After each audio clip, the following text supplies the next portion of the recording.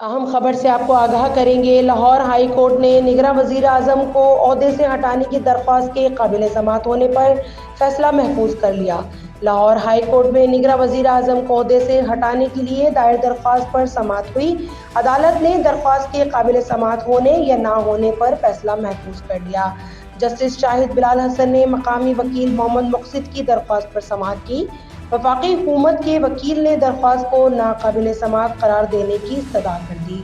वकील वफाकी हुकूमत ने अदालत में दलाइल देते हुए कहा, इस नौयत का मामला सुप्रीम कोर्ट में ज़ेरे समाअत है।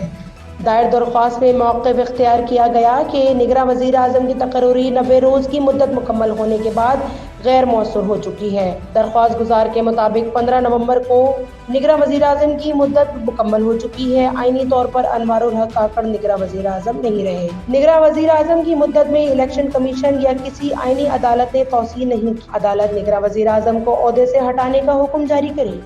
अहम खबर से आपको आगाह करेंगे। लाहौर हाई कोर्ट ने निगरां वज़ीर आज़म को ओहदे से हटाने की दरख्वास्त के काबिल समाअत होने पर फैसला महफूज कर लिया।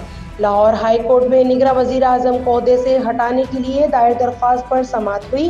अदालत ने दरख्वास्त के काबिल समाअत होने या ना होने पर फैसला महफूज कर लिया। जस्टिस शाहिद बिलाल हसन ने मकामी वकील मोहम्मद मुक़सिद की दरख्वास्त पर समाअत की। वफाकी हुकूमत के वकील ने दरख्वास्त को नाकाबिल समाअत करार देने की इस्तदा कर दी।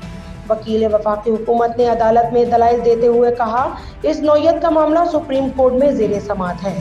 दायर दरख्वास्त में मौक़िफ़ इख्तियार किया गया कि निगरां वज़ीर आज़म की तकर्री 90 रोज़ की मुद्दत मुकम्मल होने के बाद गैर मौसूर हो चुकी है। दरख्वास्त गुजार के मुताबिक 15 नवंबर को निगरां वज़ीर आज़म की मुद्दत मुकम्मल हो चुकी है। आईनी तौर पर अनवारुल हक काकड़ निगरां वज़ीर आज़म नहीं रहे। निगरां वज़ीर आज़म की मुद्दत में इलेक्शन कमीशन या किसी आईनी अदालत ने तौसीह नहीं की। अदालत निगरां वज़ीर आज़म को ओहदे से हटाने का हुक्म जारी करी।